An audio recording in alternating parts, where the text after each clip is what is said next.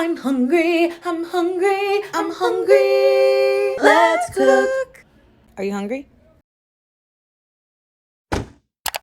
Sup guys, welcome back to another episode of Cooking with Raquel. Today is going to be very fall themed. It's all about pumpkin. I haven't baked anything on my channel yet, and I find that kind of weird because I actually enjoy baking almost more than I enjoy cooking sometimes. And I haven't done anything pumpkin themed, so I feel like now is a good time as ever, right? We're going to make a classic recipe of homemade pumpkin pie. Yo, so many horns outside. But with a twist.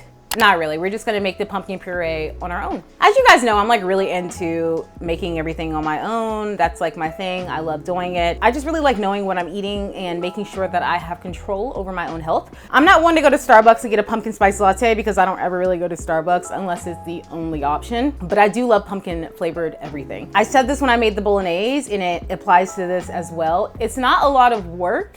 It's just a lot of wait time. So essentially you need to be a little patient, that's all. Today we're gonna start off by making the homemade pumpkin puree because it takes a little bit of time. You have to let the water drain out of it. And then I'm also gonna make the pie crust, and then we're gonna make the pumpkin pie filling. And then you can make enough pumpkin to save and freeze and use later. So you don't have to do this every time you want something pumpkin flavored. These are sugar pumpkins. They're just small, basic pumpkins you see like this in the stores. I got these from the plant store down the street. First, clean your produce. I already did this. These were so dirty. I just filled up the sink halfway with warm water and put some baking soda in it. And I let these soak for about 20 minutes. And then you're just gonna take a knife and cut them in half.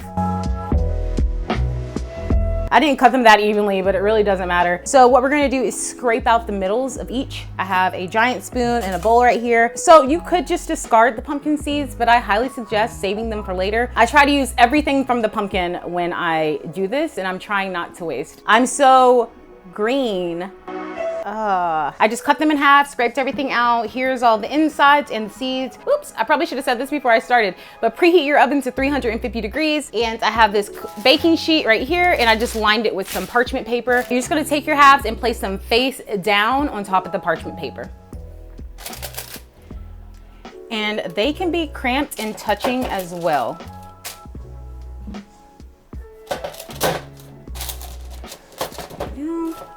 Oh, these fit perfectly. I thought I was gonna maybe need another cooking sheet, but this is fine. So now you have your pumpkins laying on your baking sheet. You're just gonna pop them in the oven for about 1 hour and 20 minutes.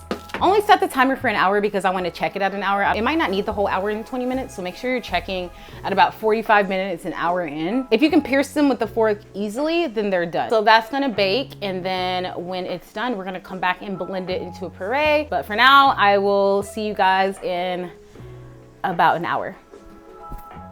Okay, the pumpkin is done. I've been letting it cool for about 30 minutes. It doesn't need to be completely cool, just not piping hot. I'm gonna scoop out the flesh and put it in the Ninja.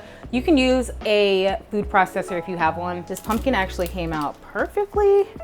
You can see how the flesh just comes off really easily. It's really soft.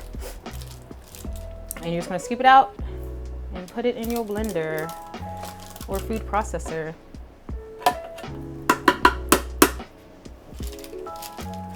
We've used everything from the pumpkin except for the skin. All right, so we can just go ahead and puree it.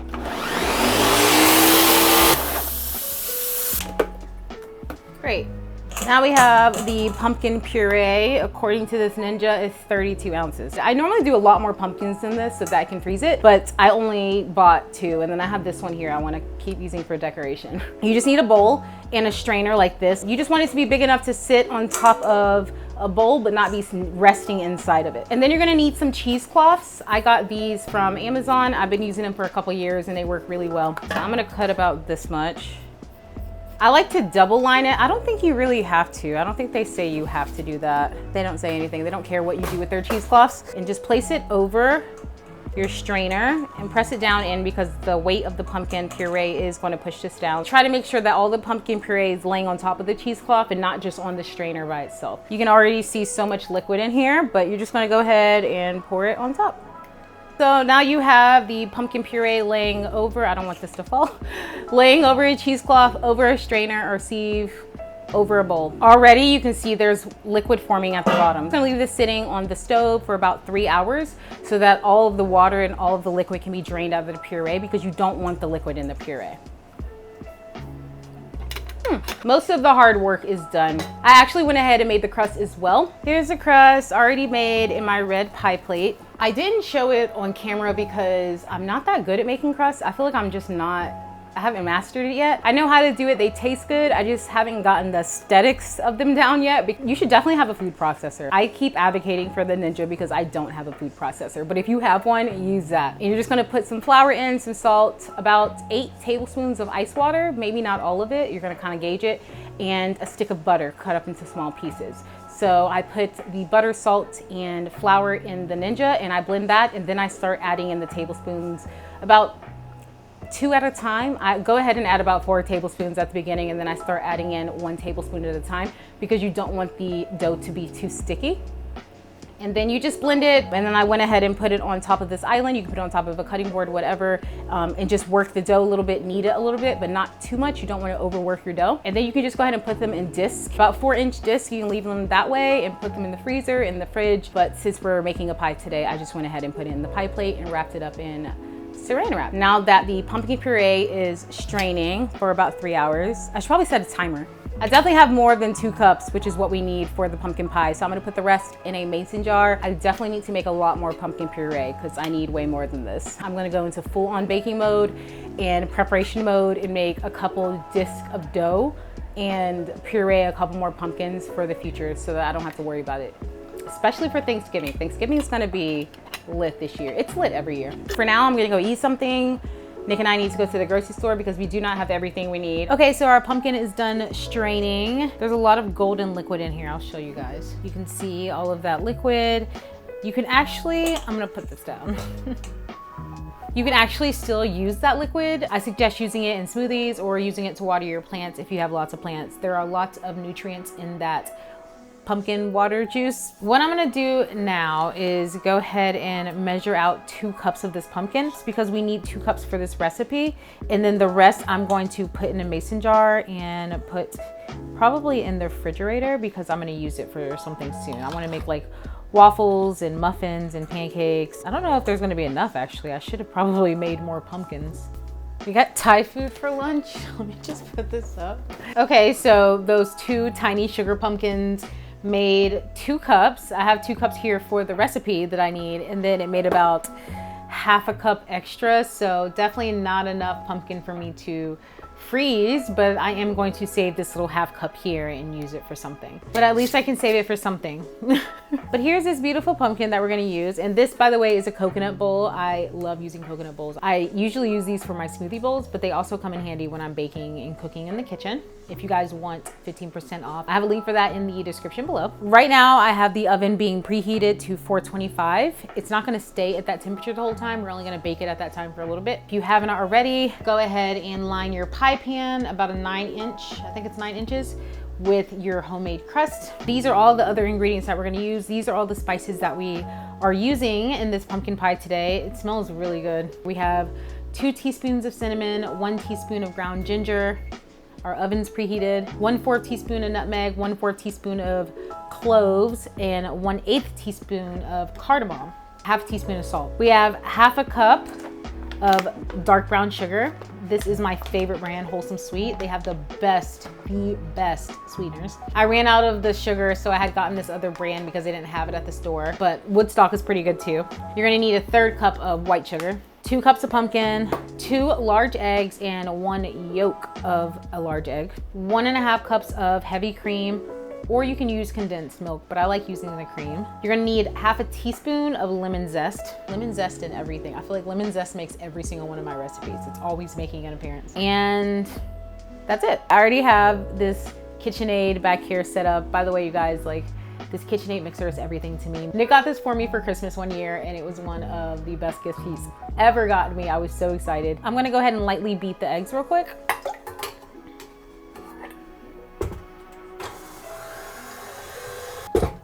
That is fine. And then we're gonna add the sugars and the spices. Brown sugar, white sugar, spices, all of them. Oh, and the lemon zest.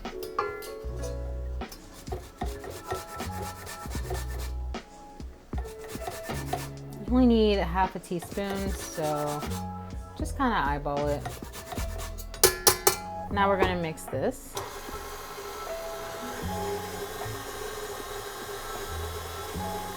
And last, we're going to go ahead and add the cream and the pumpkin.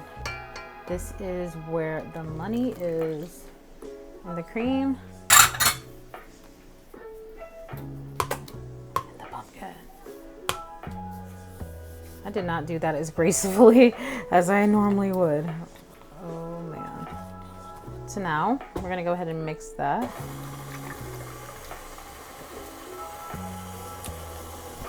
I like to start mixing it on slower speed like this because I don't want it to go flying everywhere, but the KitchenAid actually comes with this shield that you can put on it.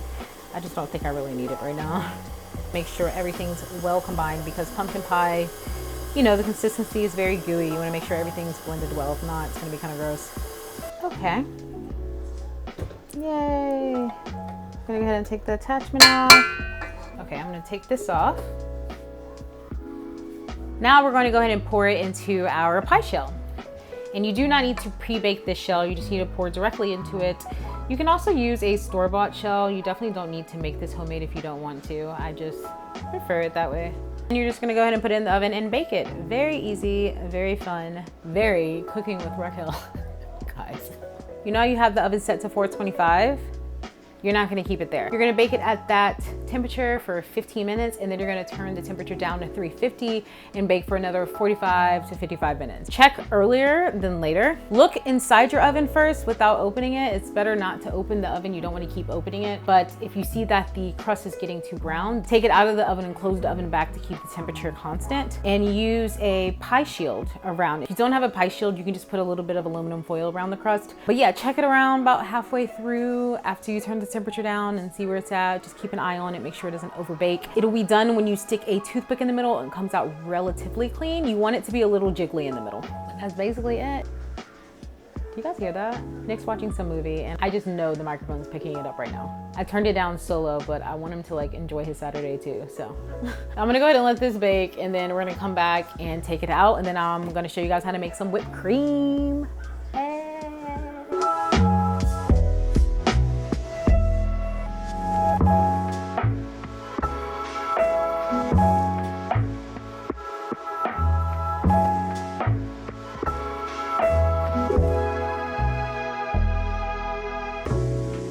Our pie is done. It smells just like fall in here. I'm going to make some whipped cream. Whipped cream is very easy to make. All you need is heavy whipping cream, about 2 cups, and a cup of powdered sugar and a teaspoon of vanilla. So I'm gonna do that in the mixer now and get it started. So I'm just gonna start by pouring all of the cream in. I'm gonna take this off real quick. That way I can do this freely.